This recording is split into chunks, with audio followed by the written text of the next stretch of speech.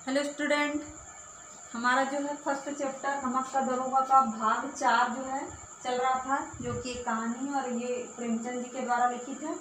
और ये जो है आज जो हम पाठ पढ़ेंगे उसके ये सब शब्दार्थ आए हैं, है ना। आप लोग इसको बुक में भी नोट कर सकते हैं पेंसिल से। तो कल तक की जो हमने कहानी पढ़े थे उसमें मुंशी बंसीधर जो है वो पंडित क्या नाम था उनका, आलोपीदीन की जो गाड़ियाँ नमक की जा रही थी उसके बारे में उनके जो कर्मचारी उनसे पूछते हैं तो वो उसका जवाब नहीं देते। तब वो डांट कर पूछते हैं और खुद देखते हैं तो बोरे में उनको नमक दिखाई देता है। तो अब आगे की घटना जो है अब आज हम आपको सुना रहे हैं। देखिए, पंडित आलोपीदीन अपने पेज नंबर जो आपको है निकालना, कितने नंबर का पेज है ये, 21 पेज नंबर नहीं दिख रहा है, 10 नंबर का पेज है, 9 नंबर का पेज है ना। देखिए, पंडित आलोपीदीन अपने सजीले रथ पर सवार कुछ सोते कुछ जागते चले आते थे। अचानक कई गाड़ी वालों ने घबराए हुए आकर जगाया और बोले, महाराज, दारोगा ने गाड़ी रोक दी है और घाट पर खड़े आपको बुलाते हैं। ये किसको बता रहे हैं? उसके कर्मचारी लोग पंडित आलोपीदीन को। तो पंडित आलोपीदीन का लक्ष्मी जी पर अखंड विश्वास था। वह कहा करते थे कि संसार का तो कहना ही क्या, स्वर्ग में भी लक्ष्मी का ही राज्य है। उनका यह कहना यथार्थी था, सच भी था, है ना, कि बिना पैसों के कुछ होता ही नहीं है। न्याय और नीति सब लक्ष्मी के ही खिलौने हैं, इन्हें वह जैसे चाहती है नचाती है। लेटे ही लेटे गर्व से बोले, चलो हम आते हैं। यह कहकर पंडित जी ने बड़े निश्चिंतता से पान के बीड़े लगाकर खाए। फिर लिहाफ ने होता रजाई कंबल ओढ़े हुए दारोगा के पास आकर बोले, बाबूजी आशीर्वाद, कहिए हमसे कौन सा अपराध हुआ है कि गाड़ियां रोक दी गई? हम ब्राह्मणों पर तो आपकी कृपा दृष्टि रहनी चाहिए। ऐसा कौन कह रहा है? पंडित आलोपीदीन मुंशी बंसीधर से। बंसीधर रुखाई से बोले, सरकारी हुक्म, यानी ये सरकारी हुक्म है कि हम आपकी गाड़ी रोक सकते हैं।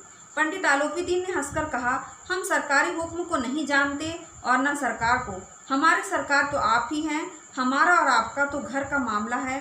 हम कभी आपसे बाहर हो सकते हैं क्या? बताओ, आपने वैद्य का कष्ट उठाया, यह हो नहीं सकता कि इधर से जाएं और इस घाट के देवता को भेंट न चढ़ाएंगे। मतलब रिश्वत देने की बात कर रहे हैं। मैं तो आपकी सेवा में स्वयं ही आ रहा था। कौन बोलता है ऐसा? आलोपीदीन कह रहे हैं।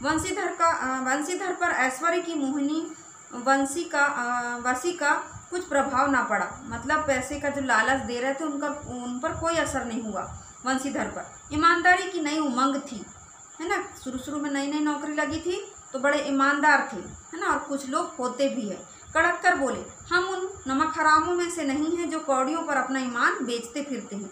आप इस समय हिरासत में हैं, यानी हमारी निगरानी में हैं, कहते हैं। आपका कायदे के अनुसार चालान होगा।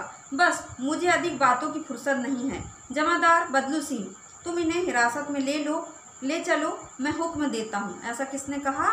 वंशीधर ने कहा। आगे देखिए, पेज नंबर निकाल लीजिए आप, 10 नंबर का। पंडित आलोपीदीन स्तब्ध हो गए, यानी आश्चर्यचकित हो गए। गाड़ी वालों में हलचल मच गई। पंडित जी के जीवन में कदाचित यह पहला ही अवसर था कि पंडित जी को यह ऐसी कठोर बातें सुननी पड़ी, नहीं तो पहले किसी कर्मचारी ने ऐसा नहीं किया था। आगे देखिए, बदलू सिंह आगे बढ़ा, किंतु रौब के मारे यह साहस न हुआ कि उनका हाथ पकड़ सके।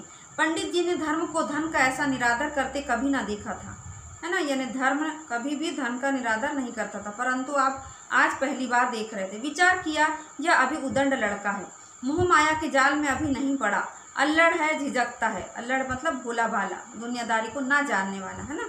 बहुत दीन भाव से बोले, बाबू साहब ऐसा ना कीजिए, हम मिट जाएंगे, इज्जत धूल में मिल जाएगी। हमारा अपमान करने से आपके हाथ क्या आएगा?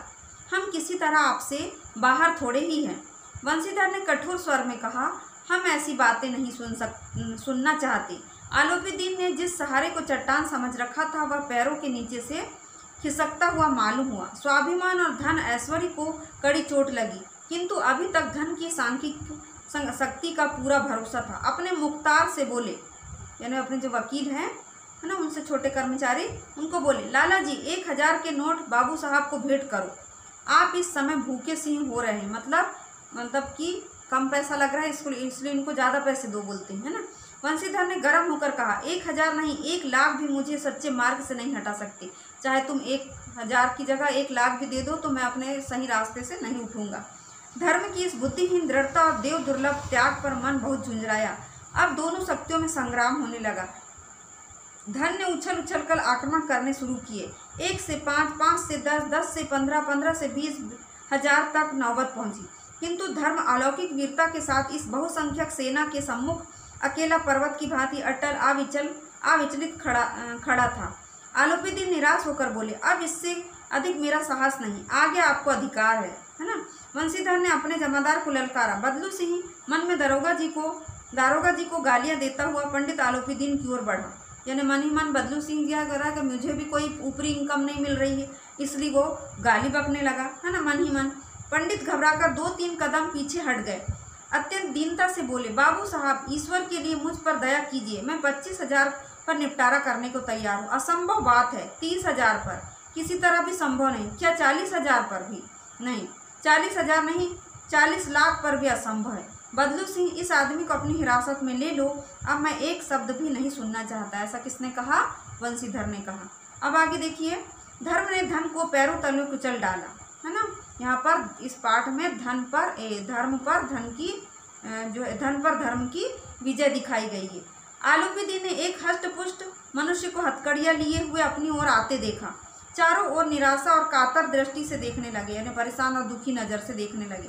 इसके बाद एकाएक मूर्छित होकर गिर गए। मूर्छित होना यानी बेहोश हो जाना, और बेहोश होकर गिर पड़े। तो समझ में आई बच्चों कहानी।